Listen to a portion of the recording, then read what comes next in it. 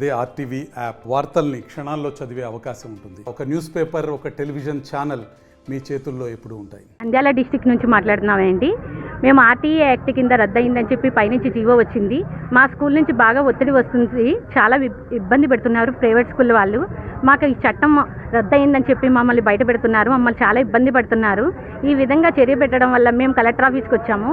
ఒకవేళ ఈ collector office నుంచి మాకు లెటర్ వచ్చినా ఈ స్కూళ్ళ వాళ్ళు ఏమంటున్నారంటే మాకు ఎంఈఓ డిఈఓ కానీ కలెక్టర్ గారు కానీ లెక్క లేదని చెబుతున్నారు. మాకు ఎవరి నుంచి లెక్క లేదమ్మా, మాకు కోర్టు నుంచి పైనుంచి ఆర్డర్ వచ్చింది, మీరు అందరూ స్కూల్ నుంచి వెళ్ళిపోవాల్సిందిగా కోరుతున్నాము. మేము మధ్యలో వెళ్ళాలంటే మాకు చాలా ఇబ్బందికరమైన విషయం కాబట్టి మాకు తదుపరి జీవో కొత్తది రావాల్సిందిగా, ఇది 12 మళ్ళీ చట్టం కొత్తది మళ్ళీ చర్యలు తీసుకొని ప్రభుత్వం వెంటనే కాపాడాలని మా తల్లిదండ్రుల తరపున సంఘం నుంచి ఫెస్పా సంఘం నుంచి మేము అడుగుతున్నాం సార్. పవన్ కళ్యాణ్ గారికి, నారా చంద్రబాబు నాయుడు గారికి, నారా లోకేష్ గారికి మా విన్నపాలు వెలుకున్నాం. మేము పేద బలహీన వర్గాల నుంచి వచ్చాం సార్. మేము చాలా పేదవాళ్ళం సార్. మమ్మల్ని అర్థం చేసుకోండి. మేము చాలా ఆర్థిక ఇబ్బందుల్లో ఉన్నాం. మీరంటూ మా విద్యార్థుల్ని కాపాడితే మా 1,00,000 మందిని మా జీవితాలు కాపాడినట్టు మేము ఎప్పుడూ మిమ్మల్ని గుర్తించుకుంటూ ఉంటామని చంద్రబాబు నాయుడు గారిని కోరుకుంటున్నాను సార్. వెంకట సుబ్బయ్య, నేను నంద్యాల డిస్టిక్ నుంచి వచ్చాను. శ్రీ చైతన్య స్కూల్లో మా అబ్బాయి చదువుతున్నాడు. అయితే ఫ్రీ ఎడ్యుకేషన్ కింద 25% ఫ్రీ కింద ఇచ్చారు.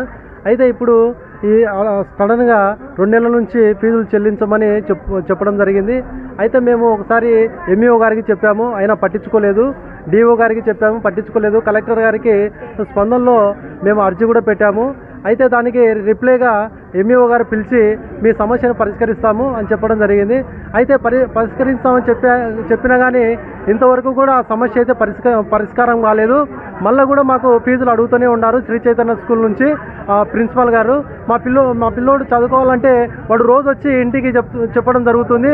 వాడి యొక్క మనోవేదన అయితే చాలా భయంకరంగా ఉంది. ఎందుకంటే చిన్నపిల్లోని యొక్క మనోవేదన చిన్నతనం నుంచే మన యొక్క మైండ్లో ఫిక్స్డ్ అయిపోతే కన్నా ఏమవుతుందంటే మా నాన్న మా అమ్మగారు నాకు ఫీజు కట్టడం లేదు, నేను స్కూల్కి వెళ్ళాలంటే ఇబ్బందికరంగా ఉంది అని చెప్పేసి మా అబ్బాయి రోజు చెప్పడంతో మాకు చాలా ఇబ్బందికరంగా ఉండి ఈరోజు మేము కలెక్టర్ గారికి వినతించుకోవడానికి మా అందరము స్కూల్ పిల్లల తరపున తల్లిదండ్రులు వచ్చాము. మా యొక్క సమస్యను కలెక్టర్ గారు, అలాగనే పవన్ కళ్యాణ్ గారు, అలాగనే నారా చంద్రబాబు నాయుడు గారు, విద్యాశాఖ మంత్రి గారు నారా లోకేష్ గారు మా యొక్క సమస్యను పరిష్కరించాలని మా అందరి తరపున మేము కోరుకుంటున్నాము. మరిన్ని వీడియోస్ కోసం ఛానల్ ని సబ్స్క్రైబ్ చేయండి. లేటెస్ట్ అప్డేట్స్ కోసం వాట్సాప్ ఛానల్ ని ఫాలో చేయండి. అండ్ లింక్ డిస్క్రిప్షన్ లో ఉంది.